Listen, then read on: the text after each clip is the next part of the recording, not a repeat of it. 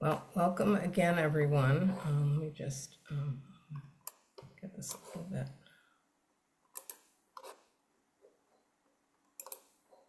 Okay.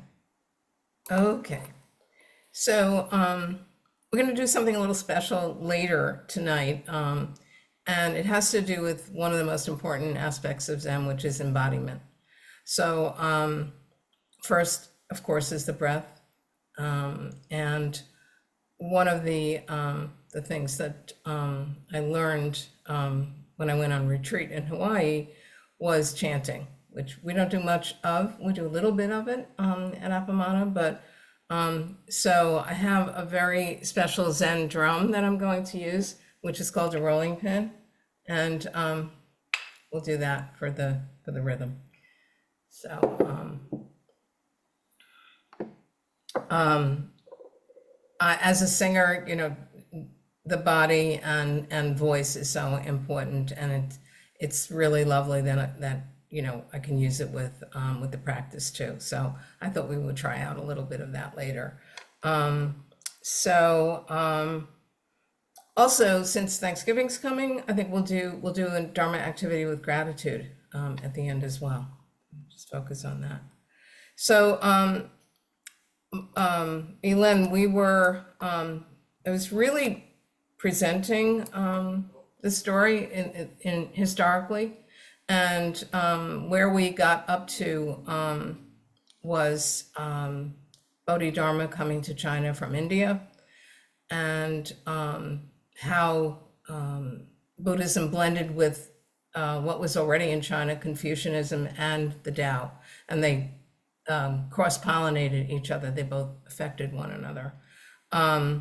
So we're returning to the story, and we're going to see how Buddhism traveled to Japan, which is why I'm wearing this scarf today, because the prints are Japanese.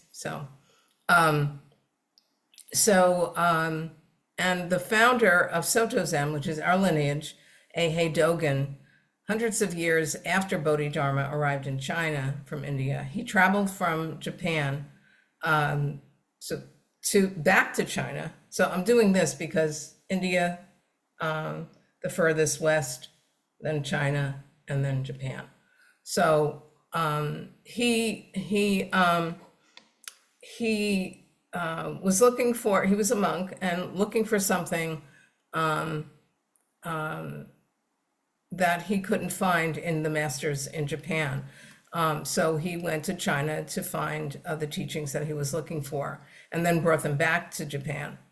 And through much writing of his own and teaching, he founded the Soto school, which traveled to the West and eventually to us. But I want to back up a minute to our chart of the schools of Buddhism. And so I'm going to share my screen and go to that chart, and we'll see how things progressed. Okay, share screen. Okay.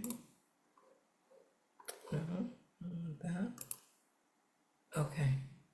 And that option, that's good. And here it is right here. So get rid of that.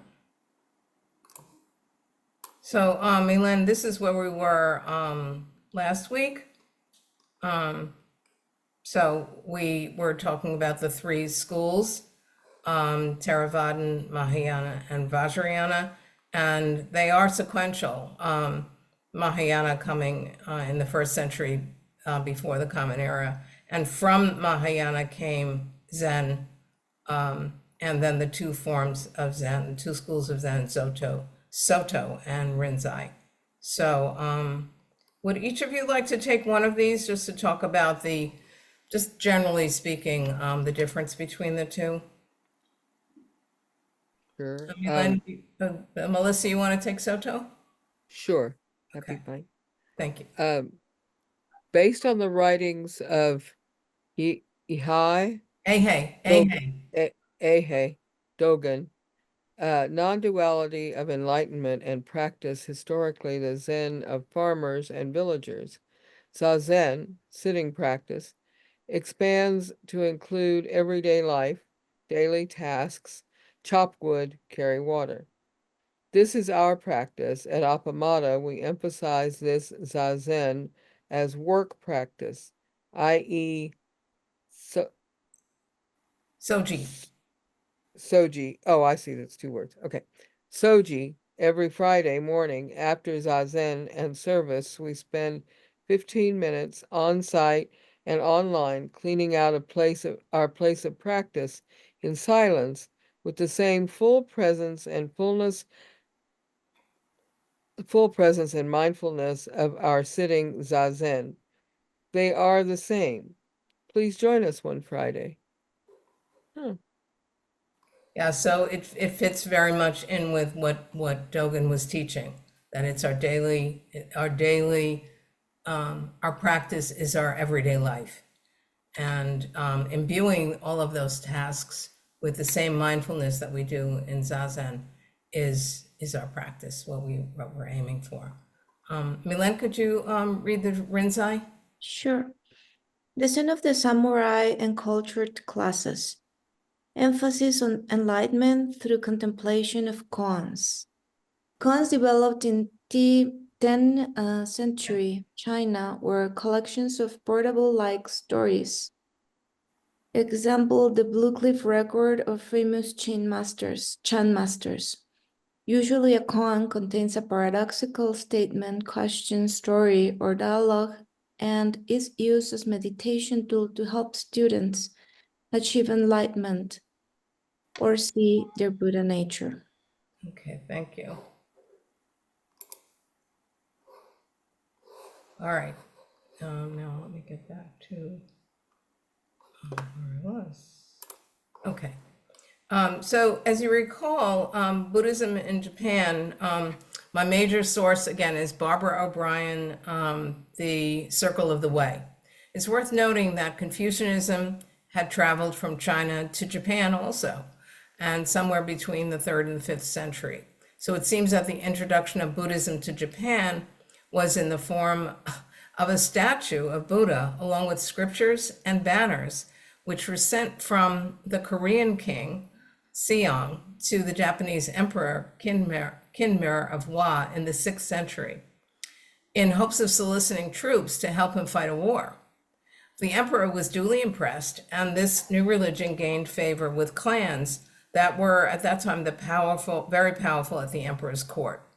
So, side note, prior to Buddhism, the indigenous religion of Japan, which revolved around the clans and therefore was very influential at court, was Shinto. And Shintoists believe that spirit gods exist in nature. Yet they helped promote Buddhism and sponsored the first ordination of 3 Buddhist nuns. And as with the Tao and Confucianism cross-pollinating with Buddhism in China, Shinto and Buddhism co-influenced each other in Japan. And Shinto and Buddhist practices often commingled in the same temples. So it's worth noting that early Buddhism in Japan developed in a period of great violence among the clans. So we're going to fast forward to Dogen's time, which was 12th century. Well, 13th, but we'll be in the 12th. This is the Heian period in Japan. It was a monk of the Nara school, Saicho was his name, and he left the monastery to be in meditative seclusion. And the emperor noticed him and sent him to China, where he found what he was looking for. He returned to Japan and started the Tendai school and the Enryaku-ji temple, which became the principal training ground for monks in Japan. And he sought to fuse all the different schools into one. So it's really getting a little away from Chan. Chan would have been part of it, but not the whole thing. So an important side note is a phrase called Nyonen Kinzei, no admittance of women. So in this Heian period, Buddhist nuns were barred from participating in public ceremonies and seen as incapable of realizing enlightenment. Despite this, though, the nuns' orders survived and thrived through a combination of determination and class privilege. A lot of the nuns were from the upper class. Another side note, that we have a wonderful Saturday program that I wanted to mention. Maybe you know this already, both of you. It's called Women in Zen. And the link is on the Appamata calendar. And I've been to this class many, many times, and it's absolutely wonderful. They use solely writings of women Buddhists. And the text that they're using now is koans written by women and commentary by contemporary women teachers. So it's really it's a wonderful, wonderful class. It's from 9 to 10:30 on Saturday mornings. And it's co-facilitated by Ellen Hibbard, is that her last name? I'm forgetting now. Ellen Hibbard and Genevieve, and I'm also forgetting Genevieve's last name. Anyway, these two wonderful women co-facilitated, and it's co-ed. We have men and women in the class, which is nice too. Getting back to the clans, the leaders had many women and many, many children, including a lot of sons, and too many to be responsible for, so they banished them. And then these sons became so powerful. They created their own clans, became very, very powerful. And they became known as warrior clans. And these were the samurai. These were the original samurai. And so this period also saw the rise of military monks. So then during the Civil War of 1180 to 85, the Buddhists sided with one of these samurai, Minamoto no Yoritomo, who became the first shogun. So it's interesting getting a little of this history. So a powerful Buddhist establishment developed. So fast forward another century to Eihei Dogen, who entered the monastery and was ordained at that famous temple in Ryakuji at age 13. His parents died when he was pretty young. And he studied the scriptures diligently, but one question nagged him. If all beings had Buddha nature, then why did the masters of old have to work so hard to experience enlightenment? And he didn't find the answers in the current Buddhist system in Japan. So he left for China with his teacher Myozen in 1223. So he's now 23 years old.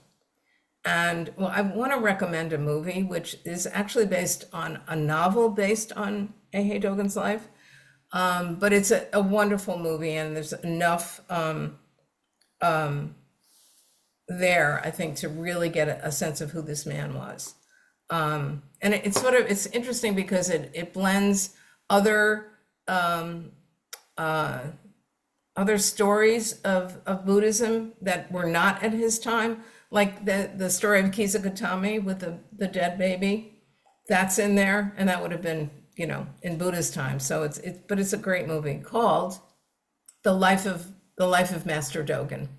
It's available on YouTube, so it's a wonderful movie.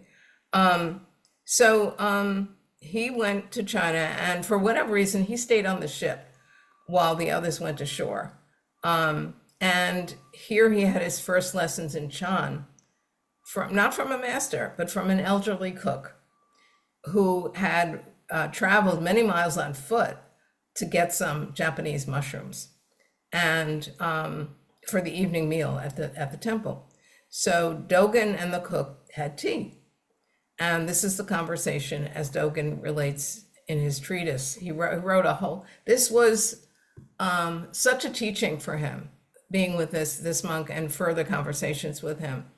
And he found that he was learning more not from the masters, but from more lowly people in the temples.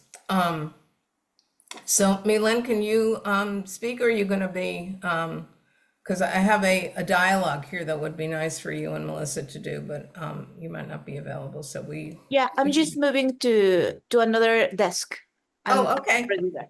Okay, so I'm gonna screen my share my screen, and get the Dogen and the cook. Here we go.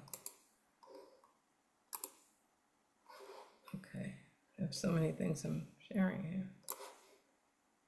Okay, so who would like to be Dogen?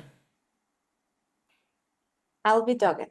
Okay, and then Melissa, you can be, so the cook you may have heard is in Japanese for the temples is called Tenzo.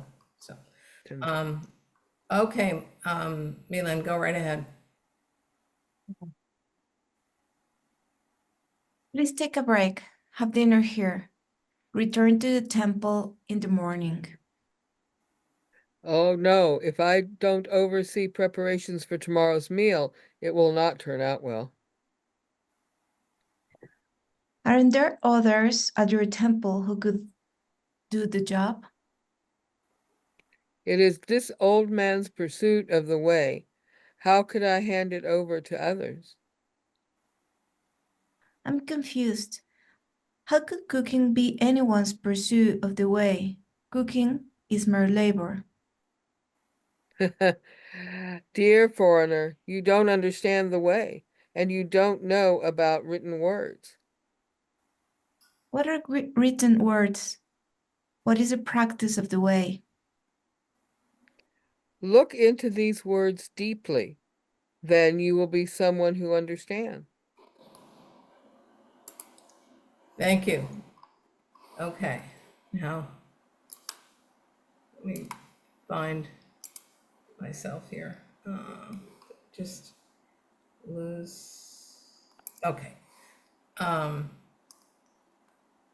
lot of sharing today, so I'm trying to find myself here. So Dogen then, after this trip to China, he went back to Japan and eventually wrote this whole book called Instructions for the Cook. And so he was using these conversations to say what should happen in the life of the temple and how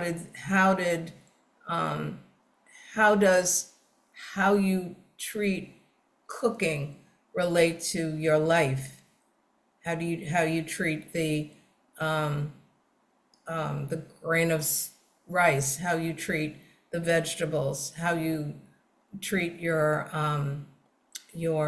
utensils? All of it. In fact, we just showed a movie on Friday night, right, Millennia, you were there as well. Yeah. And it was about the cook at the San Francisco Zen Center. And it was a documentary about him, his name is Ed Brown, and showing him teaching cooking to people, but also teaching about instructions for the cook, what it all means. In fact, I'm just thinking of the example he gave. He had these tea kettles that had all sorts of dents in them. And he said something in the movie about this is a teaching. If you can feel whole and completely yourself with your dents showing, this is good practice. I thought it was a lovely part of the movie. So he, in writing this episode for his students, Dogen is teaching them through the conversation with the cook that in this conversation that you just read, that as in Buddha's wordless flower sermon, which we had when he was about to die, he was very ill, and instead of speaking when he met with all his disciples, he just held out the flower. So this was the wordless sermon. And I think that's what he was trying to show in writing up this conversation with the cook. You don't know anything about words, meaning that compared to experience in Zen, it's not that important for the way, not as important for the way. So words are secondary to immediate, embodied, fully present experience. So quite a lesson for a prolific writer. Dogen was writing all the time, and we have a number of his chants in our Appamada chant book, and beautiful writing. And in this movie, if you choose to see it, which I really think you will enjoy, you'll see him writing all of the time. And so this is quite a lesson for him. So you'll see many of his works in the chant book, and they're really beautiful.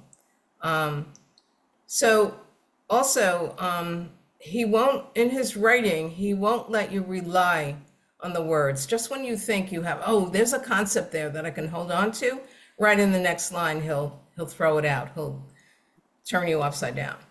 So that's kind of a teaching as well. So before going to China, Dogen saw monastic practice as meditation, study, and ritual. But the cook taught him that practice is life. He led many, many monastics in his life, and like the Buddha, teaching Chan or Zen, as it was known in Japan, went against the established Zen schools, and he was often in danger. But he persevered and developed a strong following, leading right up to the present moment. So now we're going pretty fast. We're fast forwarding to Suzuki Roshi, who is one of the founding, in the lineage of Appamada. So he's one of the founding teachers of Appamada. And Flint Sparks, one of our senior teachers, along with Peg Sarverson, received Dharma transmission in this lineage. So Suzuki Roshi arrived in San Francisco from Japan in 1959 to lead the Japanese American community. Now, this is pretty much, not that far after the war.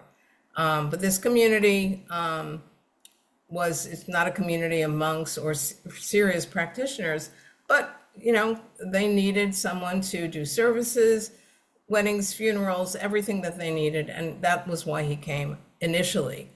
But he soon created the San Francisco Zen Center for students of Zen. And the 60s were a great time. There was so much interest in Eastern religions, and the center really thrived. And his book, Zen Mind, Beginner's Mind, along with Joko Beck's Everyday Zen, are very central to the Appamada way.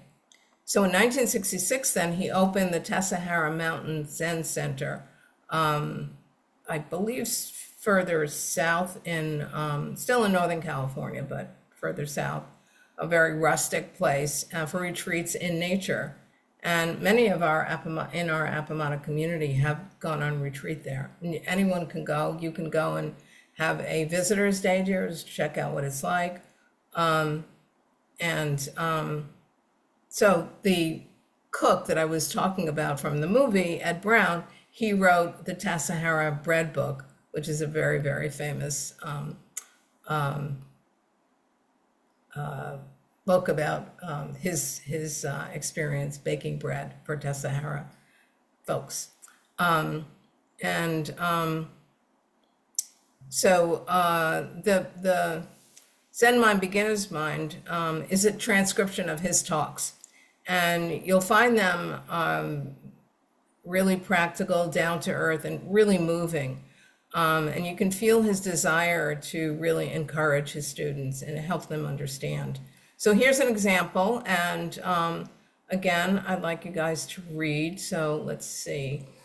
Hopefully I have it here. The waterfall, okay.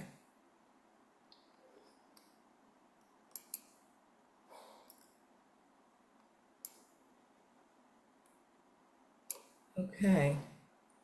So why don't we do one paragraph at a time? Would you start us off, Milen? Can you see it okay? Yes. I went to Yosemite National Park and I saw huge waterfalls. The highest one there is 1340 feet high, and from it, water comes down like a curtain thrown from the top of the mountains. It does not seem to come down swiftly, as you might expect. It seems to come down very slowly, coming of the distance. And the water does not come down as one stream, but is separated into many tiny streams. From a distance, it looks like a curtain, and I thought it must be a very different experience for each drop of water to come down from the top of such a high mountain. It takes time, a long time, for the water finally to reach the bottom of the waterfall. Thank you. Melissa? And it seems to me that our human life may be like this. We have many different experiences in our life, But at the same time, I thought the water was not originally separated, but it was one whole river. Only when it is separated does it have some difficulty in falling. It is as if the water does not have any feeling of being separated when it is one whole river. Only when divided into many drops can it begin to have or express some separate feeling. Milan? Mm. You attach to the feeling you have without knowing just how this kind of feeling is created. When you do not realize that you are one with the river or one with the universe, you have fear. Whether it is separated into drops or not, water is water. Our life and death are the same thing. When we realize this fact, we have no fear of that anymore, and we have no actual difficulty in our life. Shunryu Suzuki. Thank you. Mm. Any thoughts about this idea of the water being all one, and then when it drops off the mountain, it's separated into drops, and then it returns back to one. At the end. I love it, really resonated in me this phrase, when you are one with the river. It's a beautiful image. And it relates to the, when we read the sort of definition of Soto Zen, practice is the same as enlightenment. So it's the same concept. Thank you. I was thinking when they were talking about the individual drops and how they didn't fall as well or as fast. And you think about it, and because individually those drops are light. They're not heavy. Like if you had a bucket of water, that's heavy, but if you just have drops with all that space in between, it's not. So that the more space you have between, I don't know, being or doing or thinking or whatever, the harder it is to coalesce and come together in a stream. To unite. Yeah, Yeah, that's what, that's a absolutely. beautiful, beautiful idea. Isn't it? Yeah. Yeah, he's very I can't even describe. Anyway, there's more and more like this, in the book. They're all just short little teachings, little talks that he gave. And if you're interested in seeing him, there are a lot of video of transcripts of him as well. It's wonderful to hear him and see him. His life also is incredibly interesting, and the biography is called The Crooked Cucumber. Apparently, he had some trouble with his first master and was called this name for not getting things right, I guess. Yeah, highly recommend the book. But yes, this is a really beautiful piece. Let me see if I can find my talk. Here we go. Thank you for that. Okay, so we're gonna try our chanting. Oh yeah, I gotta screen share again. Let's see. Okay, share and oh, I think this is it. Share. So this is part of our Appamada chant book. This little piece, Enmei Juku Kanon Gyo. Yeah, this is the one. Okay, good. And Kanseyon, the first line, is so Avalokiteshvara, the Bodhisattva of compassion. In Japan, she's called, I think it's a he, it's called Kanon. So Kanon is Avalokiteshvara, the Bodhisattva of compassion. And in the actual chant, it gets changed in a way to Kanzeon. The rest of it, I actually do have a translation. But since I have this on the screen, if it's okay with you, I think we'll do the chanting and then we'll translate it later.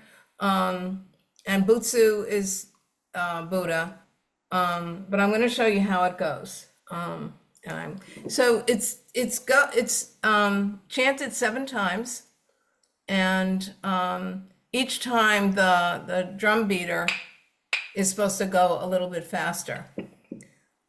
Since we don't have the translation right now, if you can just let the sounds kind of wash over you, and I'll attempt to do this. The resonance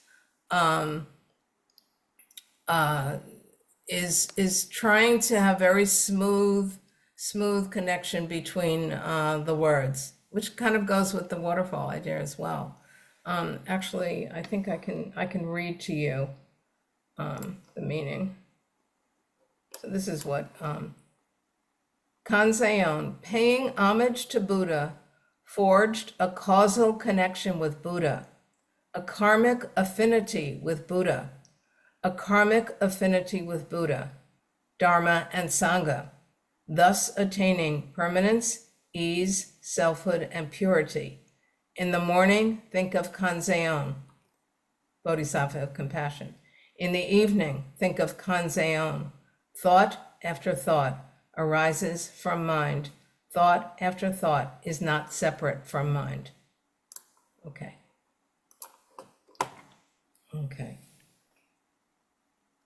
Kanzeon namu butsu yo, butsu uen yo, uen bupo soen, jo raku gajo, chonen kanzeon, bonen kanzeon, nennen jushin ki, nennen furishin. So, would you like to try it? You'll stay muted and you'll just hear me, but how about we practice the words first? Maybe that would be good. So I'll say one line and then you repeat, and you can repeat it just on your own so that the two voices don't mix. So yeah, good, Melissa, thank you. So I'll say the first line and then just repeat it to yourself. Kanzeon. Namu Butsu Yo. So we went a little bit on to the next line. Butsu U in Yo Butsu U. En Bupo So En. Jo Raku Ga Jo. Cho Nen Kanzeon. Bo Nen Kanzeon. Nen Nen Ju Shin Ki. Nen Nen Fu Ri Shin.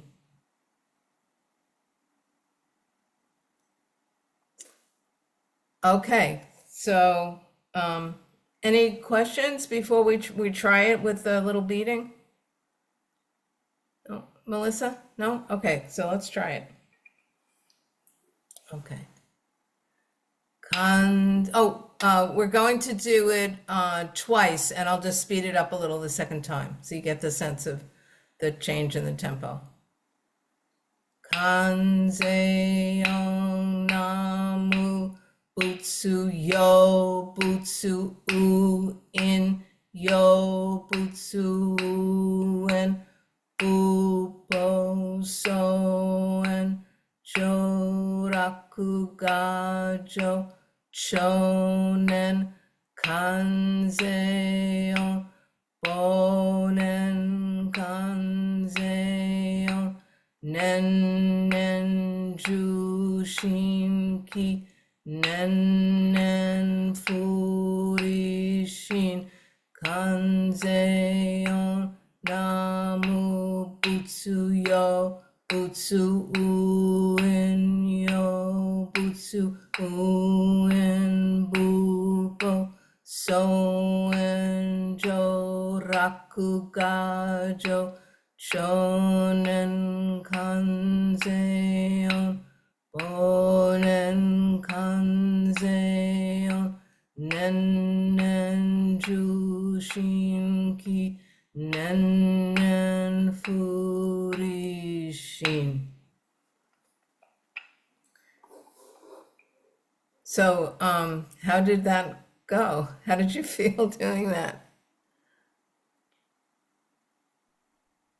It it really kind of gets inside of you by the second time through at the end.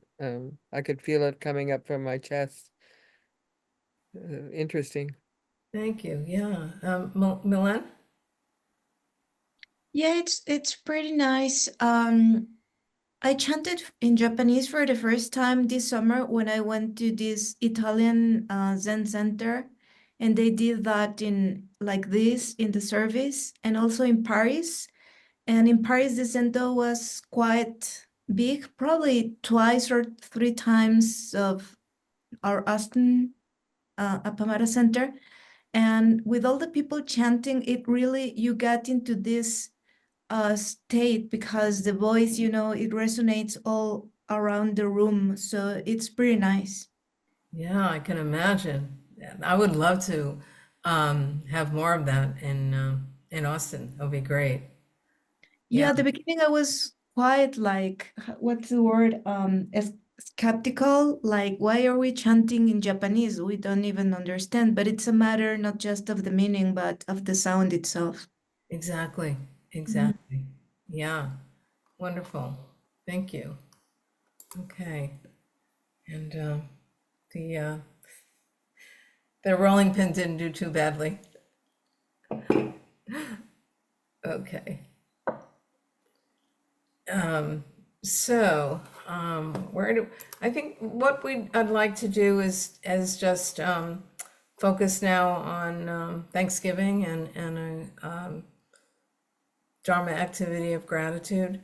So we'll just stay individual and so this is the activity. Think of two times. One time when you felt very, not time, or anything in your life that you feel or felt, memory or current, very grateful to someone or some experience. And we'll write for, let's say, 4 minutes on that one. And then one where someone was grateful to you. Someone said, thank you so much, that really blah, blah, blah, helped me. And then we'll come back and share. So that's going to be 6 minutes we'll do. So let me time us. And why don't we, oh, yeah. Do you want me to do the 3 minutes in 3 minutes since we're all together? I could do that and let you know when the 3 minutes are up. Okay, all right. But we can mute to begin with. Excuse me for interrupting. You may want to write this to the people, to the two people, like a letter. So that's just an option if you'd like to do that, if it is a person.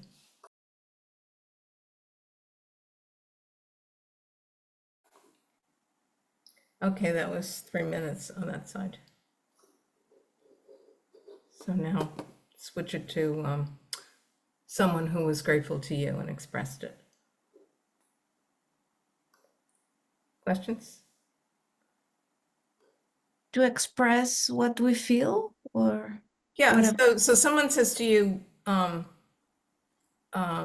so grateful that you did this or said this, or what is it like to receive this reflection of the impact that you have on the other person?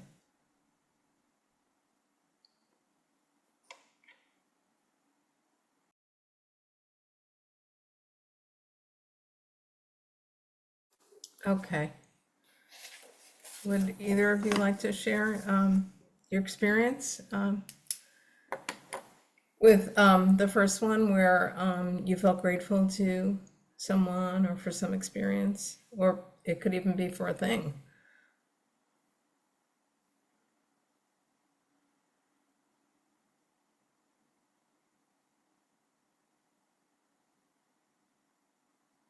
Well, I can go. I wrote a letter to Flint. Melissa spoke, but she was muted. Oh, sorry, Melissa, I didn't notice. Melissa, unmute yourself so you can, and I'll go next. You're fine if you want to go first. Okay.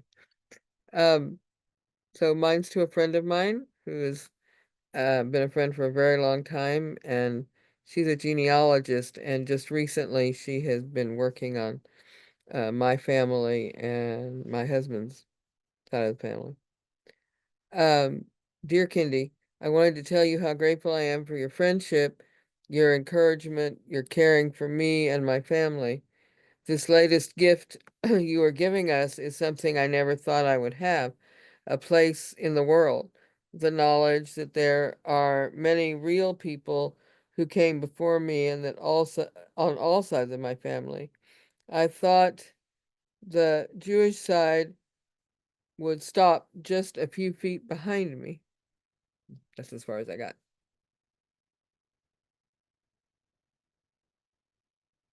Thank you. That was beautiful. Melissa, Malen, would you like to go? No? Okay. Dear Flint,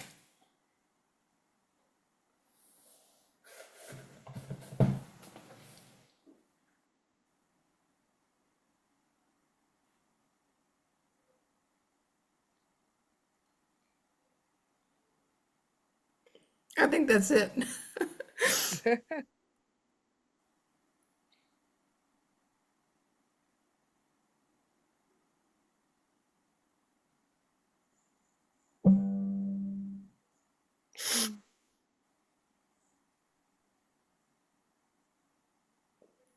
Thank you for your kindness.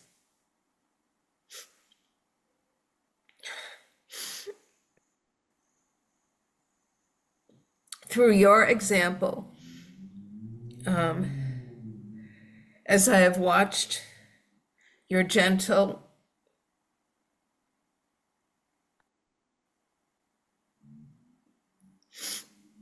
most intimate way with your students, and then with me, as we developed a student-teacher relationship. At the beginning, watching you with your students,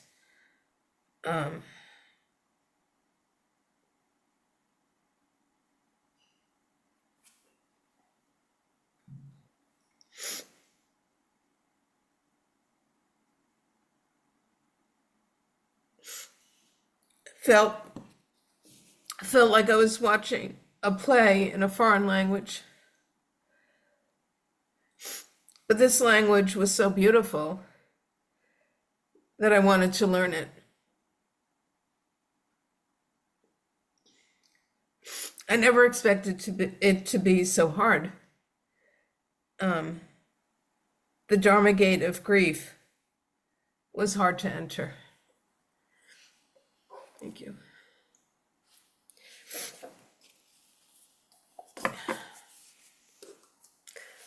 Melissa, you confused? Or I, it was beautiful. Thank you. thank you for listening. Well, on that note, we're right at time. So thank you both for being here. And yeah, I know I see Malen a lot, and I hope that you'll continue to keep in touch. And Melissa, it's been lovely knowing you for these 3 Thank you. classes, and I hope that that you reach out. It'd be lovely.